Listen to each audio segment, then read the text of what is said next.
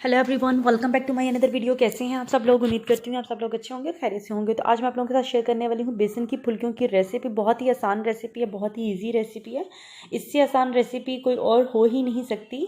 तो करना कुछ भी नहीं है, बहुत सिंपल है। आप लोगों ने बस करना आप लोगों ने ये है कि 1 टीस्पून यहाँ पर जो है मैंने ज़ीरा ले लिया है, और हाफ़ टी स्पून जो है इसमें मैंने अजवाइन ले ली है। इसको मैं जो है ड्राई रोस्ट कर रही हूँ। यहाँ पर इसको ड्राई रोस्ट कर लेंगे। मसालों में ये सबसे अहम मसाला है जो इसमें डाला जाएगा। बहुत ही आसान रेसिपी, आप लोग एक ही बार बनाकर जो है वो इसको रख लें। पूरा रमज़ान जो है आप लोग इसको आसानी से जो है इस्तेमाल कर सकते हैं। यहाँ पर 1 से 1.5 मिनट के लिए मैंने इसको जो है ड्राई रोस्ट कर लिया था। अच्छा, यहाँ पर मैं जो है 2 कप यहाँ पर बेसन ले रही हूँ। बेसन को हम लोग जो है छान कर इस्तेमाल करेंगे। क्वांटिटी का ख्याल रखेंगे, क्वांटिटी जो है इसकी कम या ज़्यादा नहीं करेंगे। जितनी क्वांटिटी बताई जा रही है इसी क्वांटिटी में लेना है। 2 कप बेसन लेने के बाद इसमें जो है 1 टेबलस्पून मैं नमक का शामिल कर रही हूँ। नमक इसमें थोड़ा सा ज़्यादा जाएगा, इसलिए कि बाद में जब पानी में भिगोएंगे तो वो नमक जो है ऑटोमेटिकली पानी में अपने में जो है ऑब्जर्व कर लेंगे, इसलिए नमक पहले से ही ज़्यादा डालेंगे। अच्छा, यहाँ पर जो मैंने ज़ीरा और अजवाइन जो है ड्राई रोस्ट किया हुआ था उसको ग्राइंड कर लिया था, तो इसमें मैं वो शामिल कर दूंगी। ये इसके मेन मसाले हैं। इसके अलावा जो है इसमें कोई भी मसाला जो है वो शामिल नहीं किया जाएगा। मेन चीज़ इसमें जो है ज़ीरा और अजवाइन है, वो इसमें मस्ट जाएगी। अब इसको मिक्स कर लूँगी। और चूँकि यहाँ पर 2 कप बेसन था तो 1 कप यहाँ पर मैंने पानी का लिया है। अभी इसको जो है अच्छे से मिक्स कर लेंगे इस बीटर की हेल्प से। और मिक्स इसको अच्छे से करेंगे 5 से 6 मिनट लगा के, यानी कि 6 से 7 मिनट भी लगाकर आप लोग जो है अच्छे से इसको जो है मिक्स कर लीजिएगा। मिक्स करने में कोई भी कॉम्प्रोमाइज़ नहीं करेंगे। तो आप लोग जो हैंड बीटर होता है ये 100-150 का आसानी से जो है बाज़ार से मिल जाता है, तो इसकी हेल्प से ज़रा ये अच्छे से हो जाएगा। तो यहाँ पर मुझे जो है 3 से 4 मिनट हो गए हैं इसको मिक्स करते हुए। मज़ीद इसको जो है अच्छे से मैं मिक्स कर लूँगी। और जब तक ये मिक्स हो रहा है इसी दौरान मेरी उन सब लोगों से रिक्वेस्ट है, वो लोग जो मेरे चैनल पर नए हैं प्लीज़ मेरे चैनल को जो है सब्सक्राइब करें और बेल आइकन को जो है प्रेस कर दें, ताकि हर नई आने वाली वीडियो आप लोगों को तक जो है आसानी से पहुंच सके। तो यहाँ पर तकरीबन मुझे 5 से 6 मिनट जो है वो हो चुके हैं इसको मिक्स करते हुए।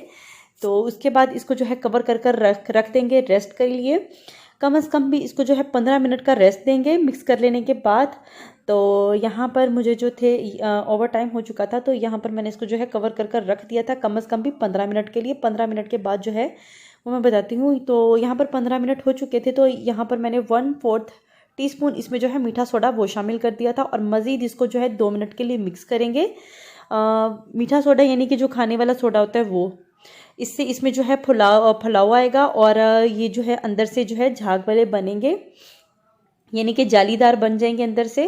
तो यहाँ पर जो है मैंने ऑयल ले लिया है एक पैन में। ऑयल को जो है बहुत ज़्यादा गर्म नहीं करेंगे, ऑयल को सिर्फ गर्म करेंगे नॉर्मल सा। और इसको जो है बहुत ज़्यादा हाई फ्लेम पे भी इसको जो है फ्राई नहीं करेंगे, मीडियम टू लो फ्लेम रखेंगे। यहाँ पर मैंने केचप की बोतल ले ली है अपनी आसानी के लिए।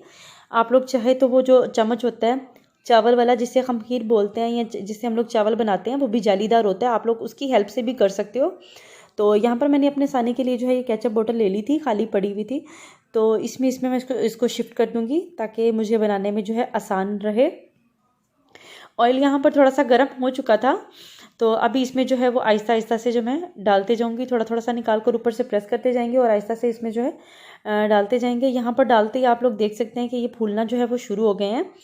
तो इसी की हेल्प से जो है बाकी का भी बना लेंगे। यहाँ पर मैं आप लोगों को दिखाती हूँ कि अभी ये जो इसके ऊपर जो है वो जाल बनना जो है वो स्टार्ट हो गया। आप लोगों को मतलब कैमरे का फोकस करती हूँ तो आप लोग आसानी से जो है वो देख सकते हैं कि इसके ऊपर जो है वो जाल बनने लग गया। इसका मतलब ये है कि हमारी फुल्कियाँ जो हैं वो बिल्कुल सही बनी है, बिल्कुल परफेक्ट बनी है।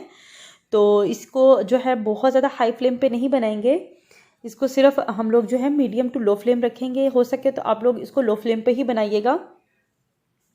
यहाँ पर 4 से 5 मिनट जो है इसको अच्छे से फ्राई कर लेंगे और इसके ऊपर गोल्डन कलर जो है वो आने तक इसको फ्राई कर लेंगे। और ये बिल्कुल भी ख़राब नहीं होंगी। यहाँ पर ये देखें आप फ्राई हो चुकी हैं, उनके ऊपर कलर भी जो है मतलब कलर भी इसका जो है वो चेंज हो चुका है। तो इसको मैं निकाल लूँगी। निकाल कर इसको ठंडा होने देंगे।